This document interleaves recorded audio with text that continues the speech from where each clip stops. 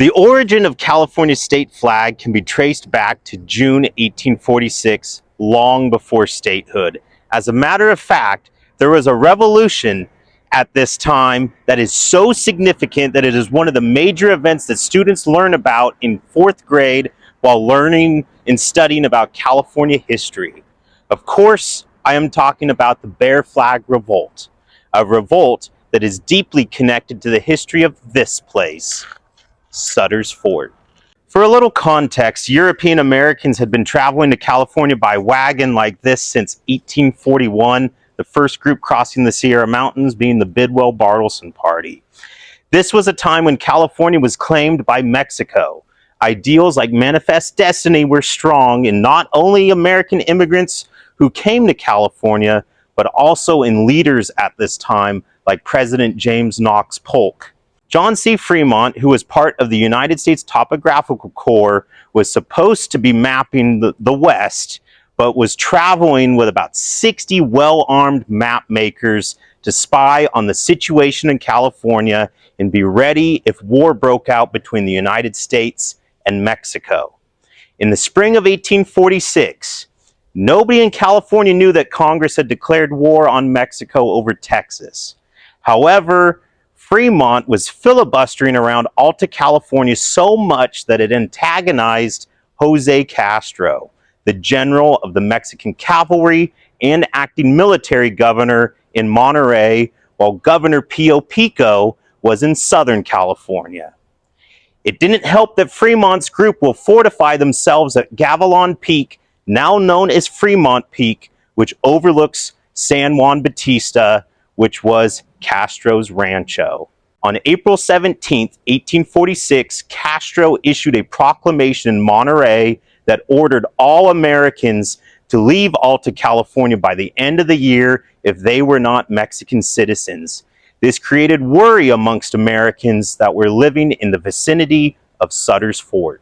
Keep in mind, many of the Americans in this area that traveled here in 1845, like the Grigsby-Eyed Party and Swayze Todd parties, had not lived in California long enough to become citizens. And many of them had family who were traveling to California in 1846 that were part of a large migration that also included the Donner Party.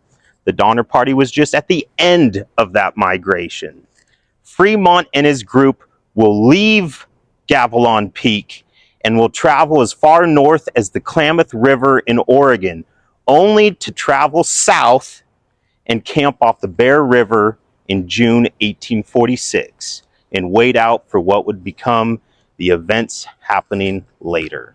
Lieutenant Francisco Arce was ordered to travel to the Sacramento Valley by Jose Castro to round up government horses to be used by the Mexican cavalry and help drive out Americans from California. However, he couldn't keep the orders to himself. He traveled to William Knight's rancho near present-day Woodland and visited Carmel Lucero y Tapia Arce Knight, Arce's cousin. Carmel and William learned of Arce's plans. On June 8, 1846, Arce visited Sutter's Fort, and it's noted in the daily logbook now known as the New Helvetia Diary that Arce and suite, including 6 or 8 soldiers, arrived. William Knight is able to spread the news of Arce's intentions at this time. On June 10, 1846, while Arce is getting the 170 horses from Martin Murphy's ranch near present-day Elk Grove, he was followed by Ezekiel Merritt and 9 other Americans. Merritt stole the horses and sent Arce's group to travel back to Monterey unarmed. The Americans traveled to Sutter's Fort and gained more supporters to plan a rebellion against the Mexican government. It is at this point, I should say, that a full history cannot be boiled down into a short video. And also, many of these accounts as to what happens next conflict each other. After all, Hubert Howe Bancroft, his researchers in researching and interviewing a variety of Americans who were in California in the 1840s, They were researching these individuals in the 1880s for what would become a monumental 7-volume history of California. And of the 5 people they interviewed, they got 6 different accounts. But nevertheless, on June 14th, 1846, approximately 30 Americans and their families who lived in the vicinity of Sutter's Fort commandeered the Mexican Army's headquarters in Sonoma and proclaimed California an independent nation. This became known to history as the Bear Flag Revolt. General Mariano Guadalupe Vallejo and 11 Mexican soldiers stationed at the Sonoma barracks were the entire army in the area. The barracks was taken peacefully early in the morning while much of the soldiers were asleep. The rebels spent several days hanging around Vallejo's hacienda, drinking his wine and brandy, and deciding the future of their new republic. William Brown Ide, Adobe State Historic Park tells the history of him outside of Red Bluff, will proclaim himself president of the new republic and will write a proclamation of independence. A draft of it is in the Sutter's Fort Pioneer Collection. It is known as the Bear Flag Revolt because of the flag that was designed June 15th. However, there was supposedly another flag that was designed prior to the revolt by Peter Storm, and that bear apparently looked too aggressive. Many know the story of how the original bear flag that flew over Sonoma was made by William Todd, the nephew of Mary Todd Lincoln. The bear flag consisted of a red star, a very crude-looking bear that many thought looked more like a pig than it did a bear, and the words California Republic and a red stripe at the bottom. This flag was the precursor to California's current state flag. What is often not mentioned in history books, and we must add that there are many conflicting oral accounts of the revolt. After all, I just mentioned that this wasn't the only flag. It is all the people that helped William Todd make the flag.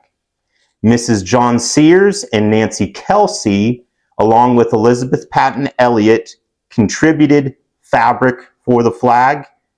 It was Mrs. Sears and Nancy Kelsey that contributed the white fabric.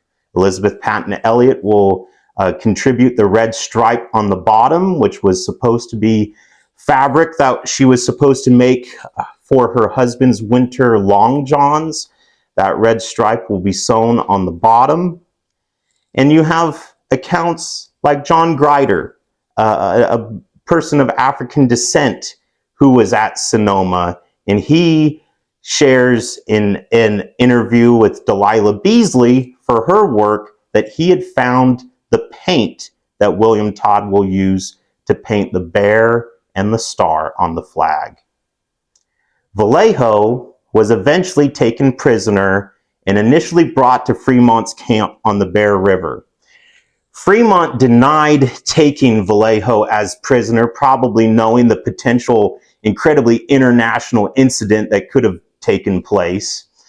But on June 16th, 1846, it is noted in the New Helvetia Diary that arrived Ezekiel Merritt and Moses Carson, from Fremont's camp with the news that Sonoma, being occupied by the Americans, arrived in the evening as prisoners General Vallejo, Salvador Vallejo, that's Mariano's brother, Prudhomme, Victor Prudhomme, that was Mariano Vallejo's secretary, and Lease, that would be Jacob Lease, that was Mariano Vallejo's American brother-in-law.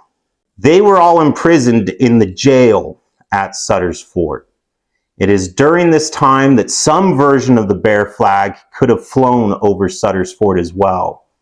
No matter what, this Bear Flag Republic didn't last long. Fremont's group will arrive in Sonoma on June 25th and assume command and offered military protection for the new republic.